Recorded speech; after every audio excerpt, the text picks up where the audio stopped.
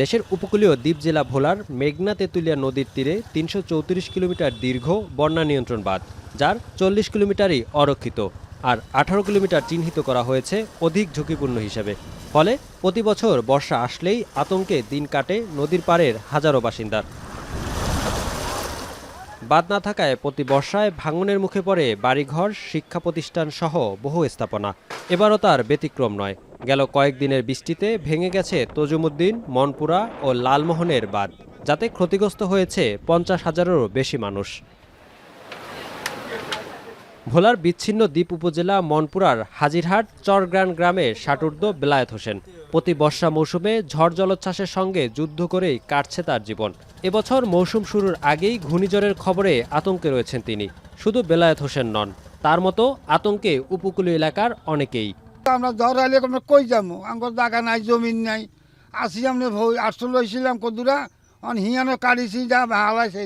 On আমরা ঝড় বৃষ্টি হলে আমরা কই যাবো। বান্তুবনে বললে কিন্তু আমরা একটা আতঙ্ক করি, আমরা থাকি নদীতে, বাচ্চা কাচ্চা পোলানচান থাকে বাড়িতে, আমরা এইসব বাড়ি করলে খুব টেনশনে আছি। প্রতি বছর জ্বর আসে, বৃষ্টি বাদল, বর্ষা কাটাল, আমরা এই বর্ষার ভিতরে কই যাম, কই থাকুম।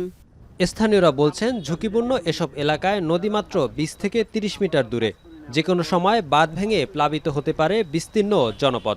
এমন পর্যায়ে আমরা আয়া পড়ছি, এই ছটা যেখানে আমি দাঁড়িয়ে আছি এখান থেকে 2 থেকে 2.5 কিলোমিটার পশ্চিমে আসিল। জ্বর আইলে আতঙ্ক থাকি, যে আতঙ্কর কারণে হয়তো আমরা এই যে সরকার আমাদের জন্য বেরি বরাদ্দ করছে, এমন এই বেরি তো হইতেছে না।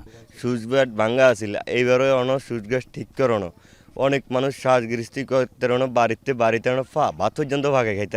অতি জরুরি ভিত্তিতে যদি এই কাচিয়া মাঝেরচর ভাঙ্গন রোধে ব্যবস্থা না নেওয়া হয়, তাহলে এই কাচিয়া মাঝেরচর বিলীন হয়ে যাবে। যদিও বরাবরের মতোই ভাঙন রোধে জরুরি ভিত্তিতে প্রয়োজনীয় ব্যবস্থা নেওয়ার আশ্বাস দিচ্ছে পানি উন্নয়ন বোর্ড। ভোলা জেলায় পানি উন্নয়ন বোর্ডের প্রায় 18 কিলোমিটার নাজুক বাঁধ আছে। তো এই বাঁধগুলো আমরা মনিটরিং করছি, সার্বক্ষণিকভাবে আমাদের অফিসাররা মনিটরিং করতেছে। কোথাও কোনো সমস্যা হলে আমরা তাৎক্ষণিকভাবে ব্যবস্থা গ্রহণ করতে পারবো। 200 মিটার দৈর্ঘ্যে কাজ বাস্তবায়নের জন্য আমরা দরপত্র আহ্বান করেছি, সম্প্রতি নোয়া প্রদান করেছি। সেই 200 মিটার দৈর্ঘ্য কাজটা শীঘ্রই শুরু হবে।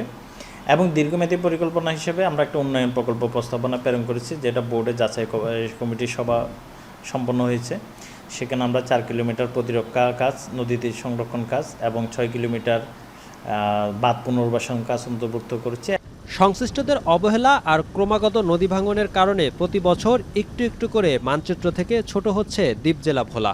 আর তাই কেবল অপরিকল্পিত প্রকল্প আর সরকারি অর্থের অপচয় নয়, স্থায়ী সমাধান চান স্থানীয়রা। ইমতিয়াজুর রহমান, এখন, ভোলা।